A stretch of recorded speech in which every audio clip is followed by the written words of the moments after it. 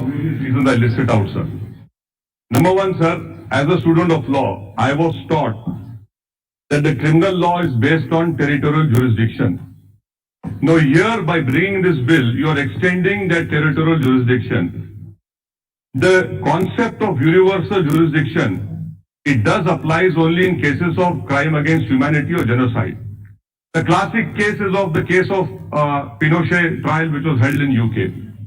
And that is why I feel that we as a country, we have not yet signed International Criminal Court Statute. I want to know from the Honourable Minister that are you going to sign the International Criminal Court Statute so that once you do that, any dictator who has indulged in crimes against humanity genocide will be tried. Till you sign that, we don't have the territorial jurisdiction. It is fine to say we will do it. Second, sir, assuming that a terrorist offense takes place, you send an NIA officer and you say here that our laws will prevail. It will not prevail because the local laws will prevail. What powers are you giving to that NIA officer? For example, something happens, God forbid, in Afghanistan, it happened in the Indian embassy. Will the Afghans allow it? No. Even Nepal will not allow you. The reason behind is that, do we have the diplomatic clout? Please don't compare ourselves with US and Israel. These are not in true sense democratic countries, sir. Thirdly, sir, this is my opinion. No. Are you so afraid of US? You can, I don't know. You love US so much. Good luck to you and Israel. I don't. Madam, sir. Now here amendment to section it talks about affecting the interests of India. What is that? Can you please define what is affecting the interests of India? In bill it cannot be so vague. Third point, sir. Now you say this affecting the interests of India, you are creating a device for yourself to even bring in some people who write a blog against your ideology and your party, sir. Fourthly, sir. Now you in this bill you say special court is designated for an area or areas. Again, this is you are attracting Article 14. This is violating Article 14 of the Constitution, sir. Because the notification has to be made, and you cannot make for a specific case or areas. It is violating of equality provision. Why I say that? Please read Anwar Ali Sarkar and the state of West Bengal, sir. Fourth point, sir. Does the NIA have special investigative techniques?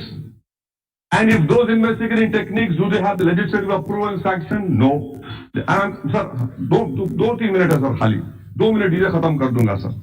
Sir, now, in administrative and constitutional law, sir, we follow the rule that any power is coupled with the responsibility. May I know from the Honourable Minister, now what is the responsibility of his government towards the victims? I can quote you numerous examples.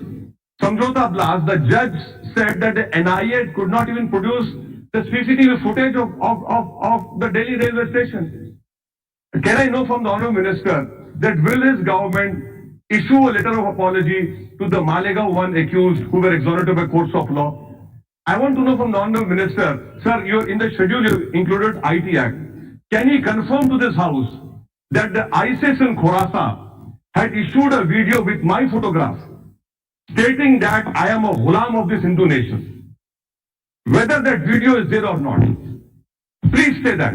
The reason I am saying is that because the Honourable Minister quoted, and that's a khatam karo, sir. The answer, aapne rescue kaiye, sir. Honourable Minister stated that Hyderabad is a den of terrorists. The ISIS in Khorasan issued a video with my photograph. So what am I? Am I for the nation or am I for the terrorists? Let the government reply to that. Of the nation. Sir, will you appeal against the Makkah Masjid blast? Who killed those 9 people? Which included a 11-year-old Hafiz al-Quran. I had seen his body, his head was in 2 pieces.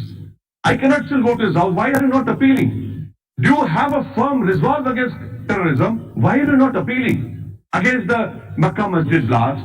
Who's responsible? Where is accountability? Who's responsible for 66 people who died in Samjhota blast? Why are you not appealing? Why are you not appealing? Why are you not appealing against Ajmer blast? So these are all terrorist offences. and I hope that the government will reply to it, because the narrative sir खत्म, narrative क्या हो गया है sir कि victim अगर मुसलमान है और एक्यूज नॉन मुस्लिम है तो आप कुछ नहीं करेंगे सर। स्पीकर सर, ओवैसी साहब ने 2-3 बातें कही, एक तो इजराइल के बारे में और यूएस के बारे में।